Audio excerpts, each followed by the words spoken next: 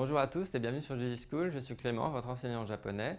Et aujourd'hui, nous allons étudier une nouvelle forme verbale, la forme verbale Nagara, qui, contrairement à ce qui peut sembler, n'est pas si difficile que cela. Enfin, une bonne nouvelle. La forme verbale Nagara. Alors, c'est une structure qui se construit à partir du radical du verbe à la forme polie, ce qu'on appelle la base connective.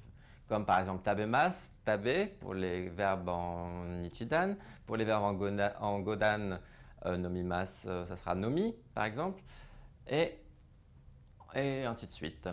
Alors, elle fonctionne ainsi de la même manière, donc c'est pour expliquer encore la base connective, que la forme avec kata. Par exemple, tabe kata, nomi kata, la façon de boire, la façon de manger. Ou verbe ni iku, tabe ni iku, aller manger, nomi ni iku, aller boire. Donc en fait, il faut garder cette base connective à laquelle on ajoute nagara. Par exemple, nomi nagara en buvant, tabe nagara en mangeant. Elle peut être donc schématisée sous la forme base connective du verbe 1, nagara, verbe 2. S'il y a des informations, vous pouvez les rajouter après.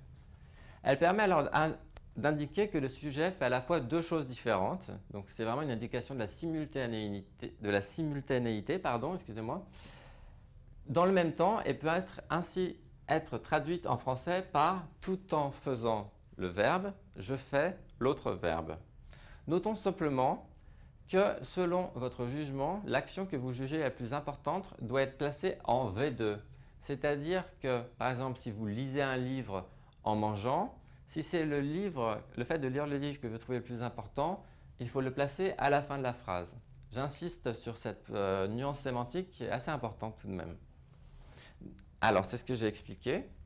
Je vous ai mis deux exemples pour mieux comprendre. Par exemple, Kaoru-san wa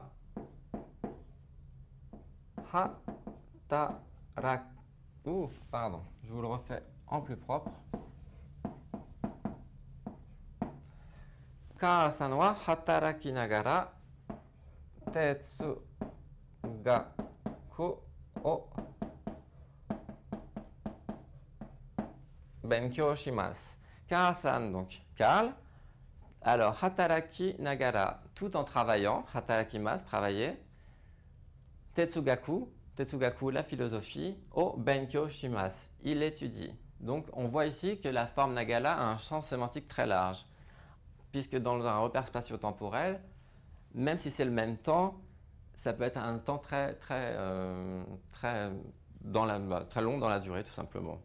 Donc ici, tout en travaillant à côté, c'est sous-entendu, Karl étudiait la philosophie. Donc, on insiste quand même sur le fait que étudier la philosophie reste l'élément le plus important de la phrase. Cependant, on veut préciser qu'il travaille, sûrement pour payer ses études dans ce cadre-là, si on imagine un contexte. Autre façon, qui va montrer aussi une autre nuance sémantique. Alors, vous avez Nihon,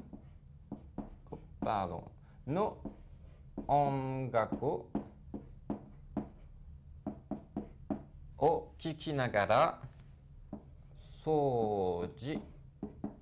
Hop, je vous le refais au propre, excusez-moi. La joie des gauchers. Soji shimasu.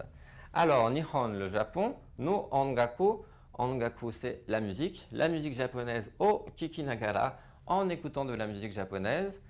Soji shimasu, je fais du ménage, tout simplement. Soji shimasu, soji suru, faire le ménage. Donc je fais le ménage tout en écoutant de la musique japonaise.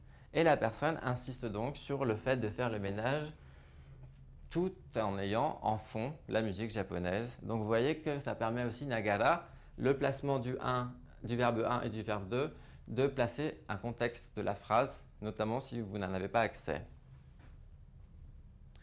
Voilà pour la forme en Nagara, qui, en tout cas au niveau de sa construction et de la sémantique, est assez simple à utiliser, bien évidemment par rapport à d'autres structures. J'espère que cette vidéo vous aura aidé et je vous dis à très bientôt sur Jizy School.